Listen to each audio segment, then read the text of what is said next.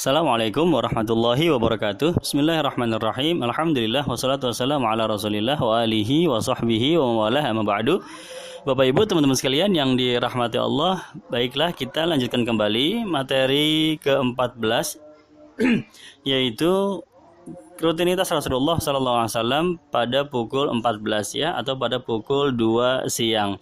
Ini sudah disinggung sebelumnya pada materi sebelumnya bahwa Rasulullah Shallallahu Alaihi Wasallam sejak majelis duha, kemudian sampai zuhur, kemudian zuhur sampai dengan asar, ya setelah salat zuhur sampai dengan datang waktu asar, itu beliau persembahkan waktunya untuk mendidik umat, ya, untuk mengayomi para sahabat, ya, untuk menerima segala keluh kesah atau pertanyaan atau mendidik kepada kaum muslimin. Jadi memang waktunya pada pukul seperti itu, pada jam-jam seperti itu khusus untuk dekat dengan para sahabat radhiyallahu anhum ajma'in.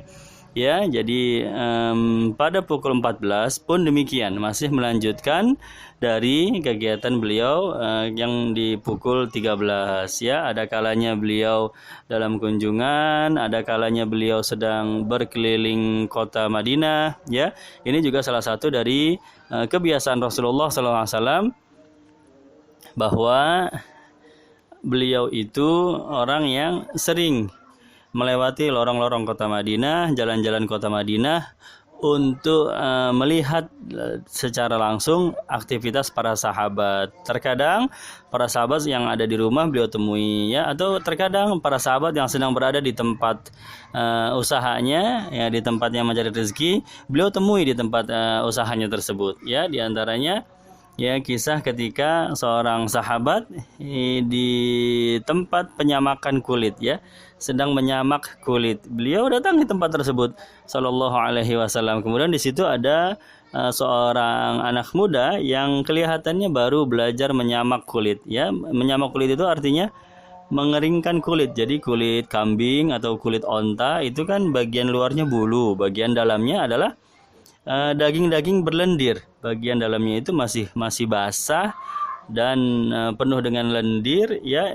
Kemudian nanti kita berikan obat-obatan khusus, kemudian kita jemur ya. Obat-obatan herbal ini berfungsi untuk merontokkan lendir-lendir tersebut ya, daging-daging, sisa-sisa daging yang menempel di kulit bagian dalam tersebut, sehingga kalau dijemur nanti kering, nanti dia bisa dipakai untuk kerajinan untuk membuat apa yang terbuat dari bahan kulit hewan.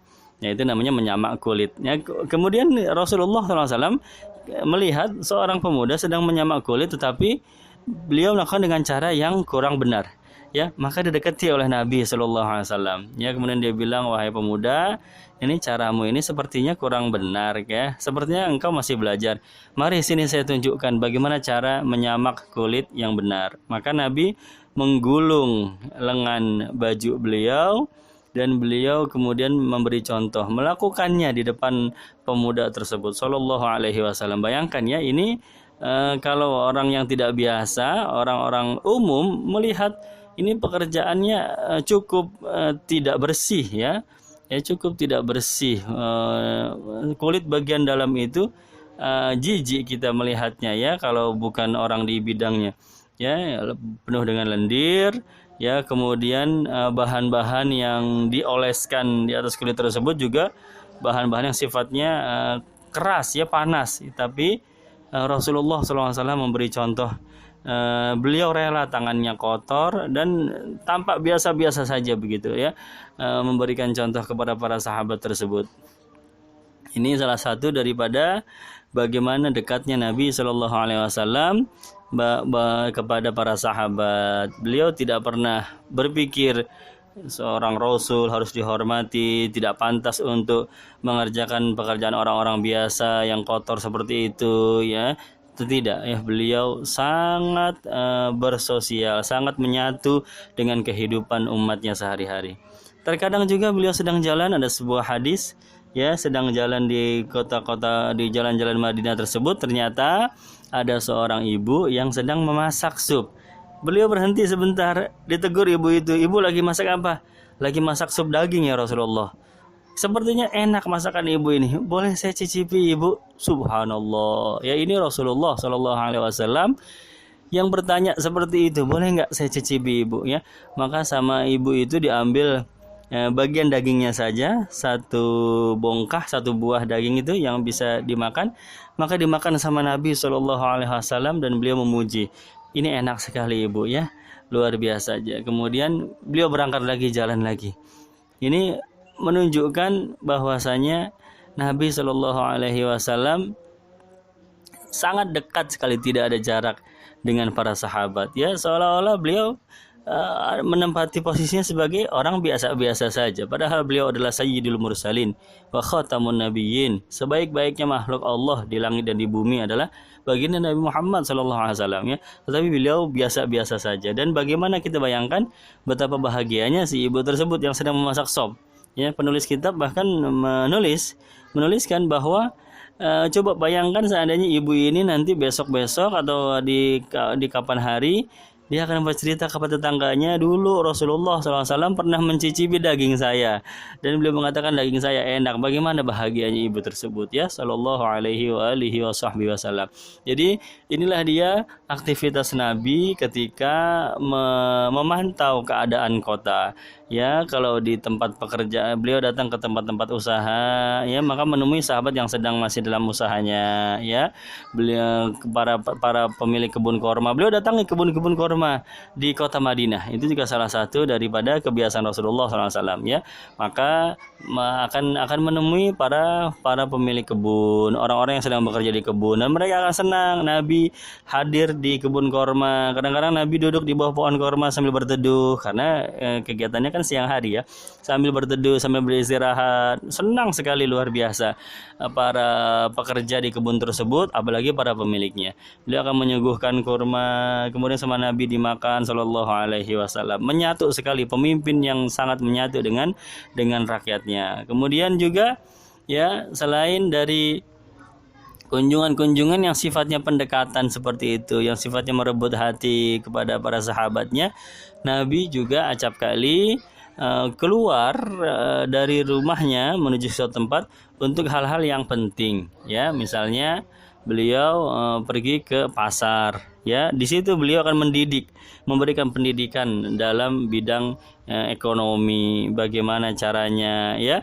agar pasar menjadi maju untuk kaum muslimin. Suatu hari beliau di pasar itu melihat ada sebuah kios yang dibangun lebih besar dari yang lain, ya, padahal Nabi sudah perintahkan semua harus seragam, sama, tidak boleh ada satu yang lebih tinggi dari yang lain, lebih mencolok dari yang lain, sehingga akan berpotensi menimbulkan monopoli.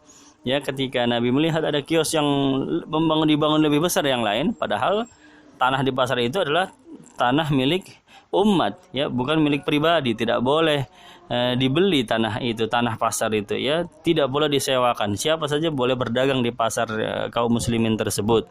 Ya, maka ketika Nabi melihat ada kios yang dibangun cukup besar, maka beliau perintahkan untuk membongkar, ya. Yang satu tidak boleh menutupi kios yang lain. Semua pedagang harus sama-sama untung, sama-sama maju. Kemudian, dan itulah dia seterusnya bagaimana Nabi mendidik tentang ekonomi langsung di pasar. Ya, itu salah satu cara Rasulullah SAW membangun peradaban kaum muslimin dari segi ekonomi. Kemudian juga hal-hal penting lainnya, diantaranya Nabi SAW mendamaikan pihak-pihak yang berselisih.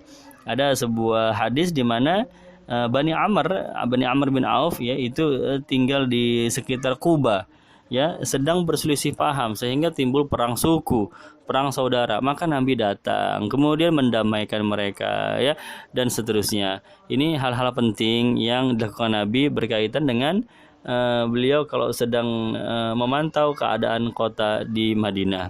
Juga kalau ada perselisihan keluarga, ya, yang perlu diselesaikan oleh Rasulullah SAW, maka beliau hadir, ya. Di antaranya ketika seorang sahabat Sayyidina Sa'ad bin Rabi meninggal dunia, ya, maka Nabi datang ke tempat beliau, ya, agak cukup jauh ini rumahnya di utaranya Baqi ini. Beliau datang, ya, kemudian beliau menghitungkan warisan, ya, yang ditinggalkan oleh Sayyidina Sa'ad itu, dan kemudian beliau membagi-bagikan warisan tersebut. Ini lama sekali, dari sejak majlis duha sampai dengan sholat zuhur, ya, sampai dengan lanjut lagi sampai dengan sholat asar.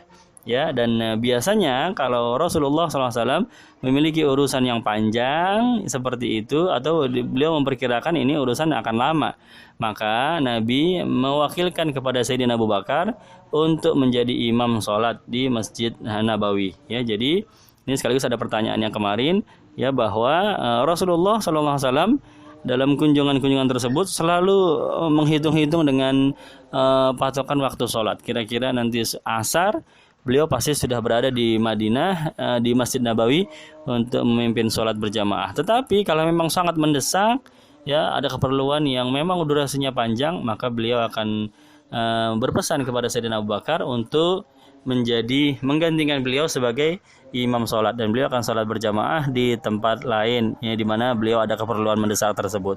Ya, baik teman-teman, Bapak Ibu sekalian yang dirahmati Allah. Jadi kesimpulannya, pada pukul 14, pada pukul 2 siang sampai pukul 3, Rasulullah SAW masih mewakafkan waktunya untuk melayani para sahabat, ya, untuk mendidik kaum muslimin, ya, untuk menerima atau memenuhi undangan dari mereka, ya, untuk memantau keadaan kota, untuk memberikan pendidikan dalam bidang ekonomi, dalam bidang sosial, ya, untuk menjadi lebih dekat kepada para sahabat, baik di rumah mereka maupun di tempat-tempat usaha mereka, ya. Itulah dia Nabi kita, Nabi Muhammad SAW. Luar biasa. Baik, inilah dia apa yang dapat kita petik hikmahnya dari aktivitas beliau pukul 14. Mudah-mudahan bermanfaat. Terima kasih. Assalamualaikum warahmatullahi wabarakatuh.